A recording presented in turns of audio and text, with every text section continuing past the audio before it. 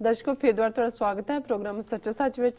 ਜੀ doctor Sahib and ਵਾਲੇ section ਵਿੱਚ ਤੁਸੀਂ ਸਾਡੇ ਦਰਸ਼ਕਾਂ ਨੂੰ ਦੱਸੋ ਅੱਜ ਦੇ ਦਿਨ ਦੀ ਸਿੱਖ ਹਿਸਟਰੀ ਐਂਡ ਵਰਲਡ ਹਿਸਟਰੀ ਵਿੱਚ ਕੀ ਅਹਿਮੀਅਤ ਹੈ। ਸਿੱਖ ਇਤਿਹਾਸ ਦੇ ਹਵਾਲੇ ਨਾਲ ਜਿਵੇਂ ਹੁਣੀ ਗੱਲ ਕਰਕੇ ਹਟੇ ਆ, ਪਾਸਟ ਦਾ ਦੁਖਦਾਈ ਇਤਿਹਾਸ ਉਹਨੂੰ ਕਿਵੇਂ ਹੈਂਡਲ ਕੀਤਾ ਉਹ ਵੱਖਰੀ ਕਹਾਣੀ ਹੈ।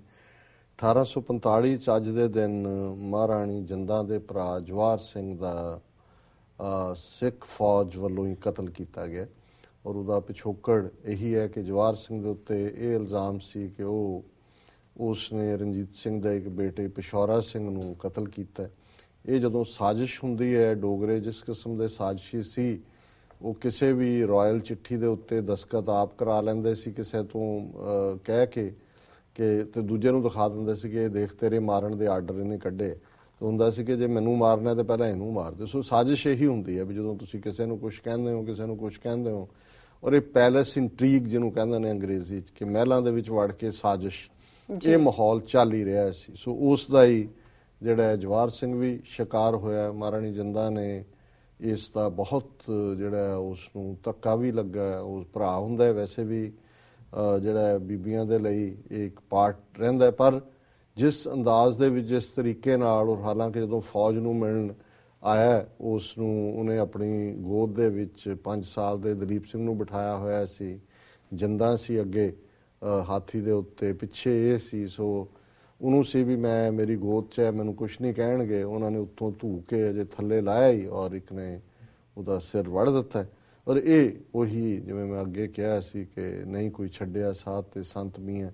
ਅਲਟੀਮੇਟਲੀ ਇਹੀ ਖਾਨਾ ਜੰਗੀ ਇਹਨੂੰ ਹੀ ਕਹਿੰਦੇ ਨੇ। ਕੌਣ ਕੀ ਕਰ ਰਿਹਾ ਫਿਰ ਕਿਸੇ ਨੂੰ ਕੋਈ ਖਬਰ ਨਹੀਂ ਹੁੰਦੀ ਜੀ।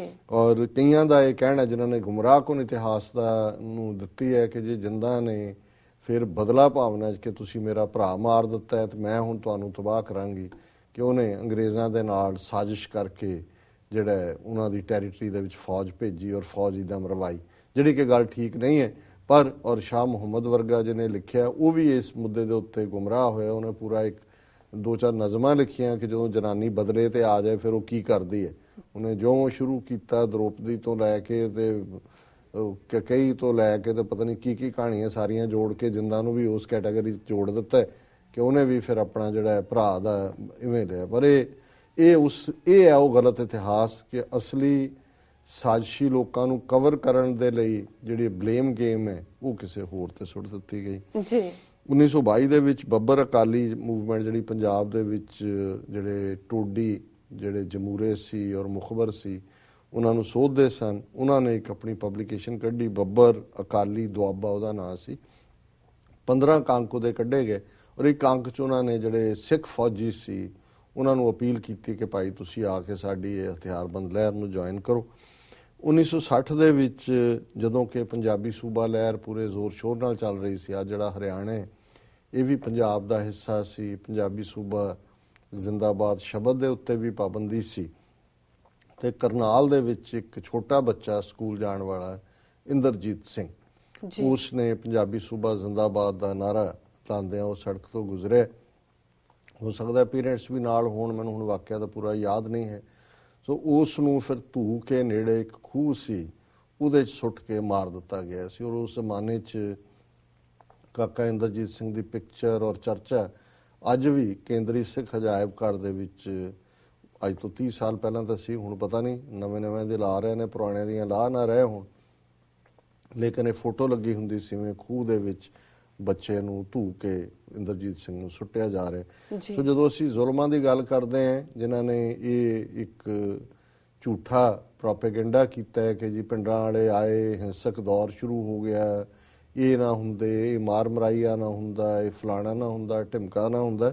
ਹੁਣ ਕਾਕਾ ਇੰਦਰਜੀਤ ਸਿੰਘ ਨੇ 1960 ਦਾ ਕੋਈ AK-47 ਨਹੀਂ ਸੀ ਚਲਾਈ ਜੀ, ਬਿਲਕੁਲ। ਉਹਨੇ ਤਾਂ ਪੰਜਾਬੀ ਸੂਬਾ ਜ਼ਿੰਦਾਬਾਦ, ਔਰ ਇਹ ਉਹ ਮੁਲਕ ਜਿਹੜਾ ਕਹਿੰਦਾ ਜੀ ਤੁਹਾਨੂੰ ਫਰੀडम ਆਫ ਐਕਸਪ੍ਰੈਸ਼ਨ ਹੈ, ਤੁਸੀਂ ਆਪਣੀ ਗੱਲ ਕਹਿ ਸਕਦੇ ਹੋ, ਲੇਕਿਨ ਇਸ ਸ਼ਬਦ ਦੇ ਉੱਤੇ ਹੀ ਪਾਬੰਦੀ ਸੀ ਔਰ ਉਸ ਦਾ ਸ਼ਿਕਾਰ ਈਵਨ ਇੱਕ ਸਕੂਲ ਗੋਇੰਗ ਬੱਚਾ ਵੀ ਬਣਾਇਆ ਗਿਆ। ਵਰਲਡ ਹਿਸਟਰੀ ਦੇ ਹਵਾਲੇ ਨਾਲ 1348 ਦੇ ਵਿੱਚ ਜ਼ਿਊਰਿਕ ਸਵਿਟਜ਼ਰਲੈਂਡ ਦੇ ਵਿੱਚ ਯਹੂਦੀਆਂ ਨੂੰ ਇਸ ਲਈ ਮਾਰ ਮੁਕਾਇਆ ਗਿਆ, ਪਹਿਲਾਂ ਅਫਵਾਹ ਫੈਲਾਈ ਗਈ ਕਿ ਇਹਨਾਂ ਨੇ ਸਾਰੇ ਖੂਹਾਂ ਦੇ ਵਿੱਚ ਜ਼ਹਿਰ ਪਾ ਦਿੱਤਾ ਔਰ ਨਤੀਜੇ ਦੇ ਤੌਰ ਤੇ ਫਿਰ ਜਿਹੜੀ ਜਿਵੇਂ ਨਵੰਬਰ 84 ਚ ਸਿੱਖਾਂ ਨੂੰ ਮਾਰਨ ਦੇ ਲਈ ਪਹਿਲਾਂ ਇਹ ਅਫਵਾਹ ਕਿ ਜੀ ਦਿੱਲੀ ਦੇ ਸਾਰੇ ਪਾਣੀ ਜਿਹੜੇ ਖੂਹ ਨੇ ਉਹਨਾਂ 'ਚ ਉਹਨਾਂ ਨੇ ਜ਼ਹਿਰ ਪਾ ਦਿੱਤੇ।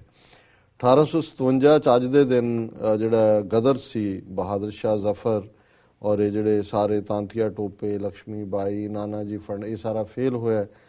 ਹਮਾਯੂੰ ਟੋਂਬ ਦੇ ਉੱਤੇ ਅੱਜ ਦੇ ਦਿਨ ਜਿਹੜਾ ਜਨਰਲ ਹੈਡਸਨ ਤੇ ਪਟਿਆਲੇ ਦੀਆਂ ਫੌਜਾਂ ਨੇ ਡਿਫੀਟ ਕੀਤਾ। ਬਹਾਦਰ ਸ਼ਾਹ ਜ਼ਫਰ ਦੇ ਮੁੰਡੇ 2 ਮਾਰੇ ਗਏ, ਇੱਕ ਪੋਤਾ ਮਾਰਿਆ ਗਿਆ ਔਰ ਉਸ ਨੂੰ ਜ਼ਫਰ ਨੂੰ, ਉਹਦੀ ਬੇਗਮ ਜ਼ੀਨਤ ਤੇ ਇੱਕ ਬੱਚੇ ਨੂੰ ਜਿਹੜਾ ਉਹ ਉਹਨਾਂ ਨੇ ਜਲਾ ਵਤਨ ਕਰਕੇ ਰੰਗੂਨ ਬਰਮਾ ਦੇ ਵਿੱਚ ਭੇਜ ਦਿੱਤਾ, ਜਿਹਨੂੰ ਅੱਜ ਮਿਆਂਮਾਰ ਕਹਿੰਦੇ ਨੇ।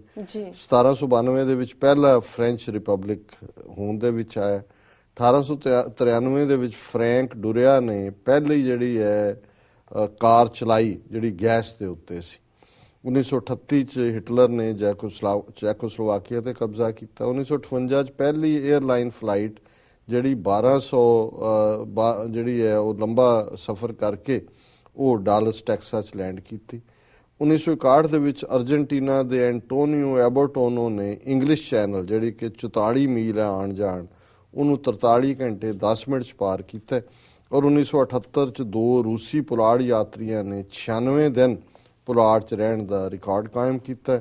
1981 ਚ ਬਲੀਜ਼, ਜਿਹਨੂੰ ਕਦੇ ਬ੍ਰਿਟਿਸ਼ ਹੌਂਡੂਰਸ ਕਹਿੰਦੇ ਸੀ, ਉਹ ਅੱਜ ਦੇ ਦਿਨ ਇੰਗਲੈਂਡ ਤੋਂ ਆਜ਼ਾਦ ਹੋਇਆ। ਜੀ ਡਾਕਟਰ ਸਾਹਿਬ, ਹੁਣ ਸਾਡੇ ਦਰਸ਼ਕਾਂ ਨੂੰ ਦੱਸੋ ਅੱਜ ਦਾ ਵਿਚਾਰ। ਅੱਜ ਦੇ ਵਿਚਾਰ ਲਈ ਅਸੀਂ 10ਵੇਂ ਪਾਤਸ਼ਾਹ ਦੇ ਜ਼ਫਰਨਾਮਾ ਪਾਤਸ਼ਾਹੀ 10ਵੀਂ ਦੇ 5 ਸ਼ੇਅਰ ਚੁਣੇ ਨੇ ਫਾਰਸੀ ਦੇ ਵਿੱਚ, ਔਰ ਜਿਨ੍ਹਾਂ ਦਾ ਪੰਜਾਬੀ ਅਨੁਵਾਦ ਅਵਤਾਰ ਸਿੰਘ ਆਜ਼ਾਦ ਨੇ ਬੜੇ ਖੂਬਸੂਰਤ ਅੰਦਾਜ਼ ਦੇ ਵਿੱਚ ਕੀਤਾ। ਔਰ ਇਹ ਚਮਕੌਰ ਦੀ ਜੰਗ ਨੂੰ 10ਵੇਂ ਪਾਤਸ਼ਾਹ ਡਿਸਕ੍ਰਾਈਬ ਕਰ ਰਹੇ ਨੇ ਔਰ ਉਹ ਫਰਮਾਉਂਦੇ ਨੇ, ਹਮ ਆਖਰ ਬਸੇ ਜ਼ਖਮੇ ਤੀਰੋ ਤੁਫੰਗ, ਦਸੂਏ ਬਸੇ ਕੁਸ਼ਤੇ ਸ਼ੁੱਧ ਬੇਦਰੰਗ। ਹੋਣ ਕਮਾਨਾਂ ਦੋਹਰੀਆਂ ਪੈ ਸ਼ੁੰਕਾਰਨ ਤੀਰ, ਜੂਝਣ ਡਿੱਗਣ ਧਰਤ ਤੇ ਤੜਫ ਦਵੱਲੋਂ ਵੀਰ। ਜੀ ਬਸੇ ਬਾਰ ਬਾਰੀਦ ਤੀਰੋ ਤੁਫੰਗ, ਜਿਮੀ ਗਸ਼ਤ ਹਮ ਚੂੰ ਗੁਲੇ ਲਾਲੇ ਰੰਗ। ਬਾਣਾ ਦੀ ਬਰਖਾ ਵਹੇ ਤੋੜਨ ਗੋਲੀਆਂ ਹੱਡ, ਰਹਿ ਨੇ ਬਿਦ ਬਿਦ ਸੂਰਮੇ ਇੱਕ ਦੂਜੇ ਨੂੰ ਵੱਢ। ਔਰ ਗੁਰੂ ਸਾਹਿਬ ਨੇ ਕਿਹਾ ਵੀ ਜ਼ਮੀਨ ਦਾ ਰੰਗ ਜਿਵੇਂ ਪੋਸਤ ਦਾ ਲਾਲ ਫੁੱਲ ਹੁੰਦਾ ਹੈ, ਗੁਲੇ ਲਾਲੇ ਰੰਗ, ਇੰਨਾ ਖੂਨ ਡੁੱਲਿਆ ਕਿ ਜ਼ਮੀਨ ਪੋਸਤ ਦੇ ਲਾਲ ਫੁੱਲ ਵਾਂਗ ਲਾਲ ਹੋ ਗਈ। ਸਰੋ ਪਾਏ ਅੰਬੋ ਚੰਦਾ ਸ਼ੁਦਾ, ਕੇ ਮੈਦਾਂ ਪੁਰਸ ਗੋਏ ਚੌਗਾਂ। ਸਿਰ ਧੜ ਕੱਟੇ ਅੰਗ ਪਏ, ਉਸਦੇ 4 ਚਫੇਰ। ਖਿੱਦੋ ਖੂੰਡੀਆਂ ਦਾ ਜਿਵੇਂ ਰਣ ਵਿੱਚ ਲੱਗਾ ਢੇਰ। ਥਾਂ ਥਾਂ ਬੋਡੀ ਪਾਰਟਸ ਪਏ ਨੇ, ਮਾਨੋ ਕੋਈ ਖਿੱਦੋ ਖੂੰਡੀ ਖੇਡ ਕੇ ਹਟੇ ਹੋਣ, ਢੇਰ ਲੱਗਾ ਹੋਏ। ਤਰੰਕਾਰੇ ਤੀਰੋ ਤੁਫੰਗ ਕਮਾਂ, ਬਰਾਮਦ ਯਕੇ ਹਾ ਹੂ ਅਜ਼ ਜਹਾਂ। ਸਰਸਰ ਤੀਰ ਤੜਾਕ ਰਹੇ, ਕੜਕੜ ਕਰਨ ਕਮਾਨ।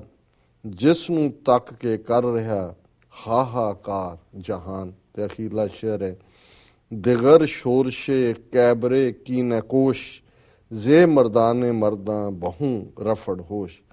ਮਹਾਪਰਲੋ ਦੇ ਵਾਂਗ ਕੋਈ ਮੱਚੀ ਸ਼ੋਰ ਸ਼ਰਾਰ, ਜਿਸ ਨੇ ਦਿੱਤੀ ਯੋਧਿਆਂ ਦੀ ਕੁੱਲ ਹੋਸ਼ ਵਿਸਾਰ। ਜੀ ਸੋ ਇਹ ਅੱਜ ਦਾ ਵਿਚਾਰ ਹੈ। ਜੀ ਡਾਕਟਰ ਸਾਹਿਬ, ਤੁਹਾਡਾ ਬਹੁਤ ਬਹੁਤ ਸ਼ੁਕਰੀਆ, ਤੁਸੀਂ ਅੱਜ ਦਾ ਵਿਚਾਰ ਸਾਡੇ ਦਰਸ਼ਕਾਂ ਨਾਲ ਸਾਂਝਾ ਕੀਤਾ। ਇਸ ਨੇ ਆਪਣੇ ਵਿਊਜ਼ ਕੋਲ ਨੇ ਇਜਾਜ਼ਤ।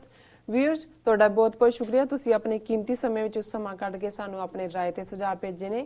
ਤਾਂ ਇਸ ਤਰ੍ਹਾਂ ਭੇਜਦੇ ਰਹਿਣਾ ਸਾਡੇ ਇਸ ਪਤੇ ਤੇ sos@tv84.tv ਤੇ। ਅਸੀਂ ਆਪਣਾ ਪ੍ਰੋਗਰਾਮ ਲੈ ਕੇ ਫਿਰ ਦੁਬਾਰਾ ਹਾਜ਼ਰ ਹੋਵਾਂਗੇ। ਤਦ ਤੱਕ ਲਈ ਮੈਨੂੰ ਤੇ ਆਪਣੇ ਡਾਕਟਰ ਨੂੰ ਆਗਿਆ ਦਿਓ। ਬੁਲਾ ਦਿਓ ਫਤਿਹ। ਵਾਹਿਗੁਰੂ ਜੀ ਕਾ ਖਾਲਸਾ, ਵਾਹਿਗੁਰੂ ਜੀ ਕੀ ਫਤਿਹ।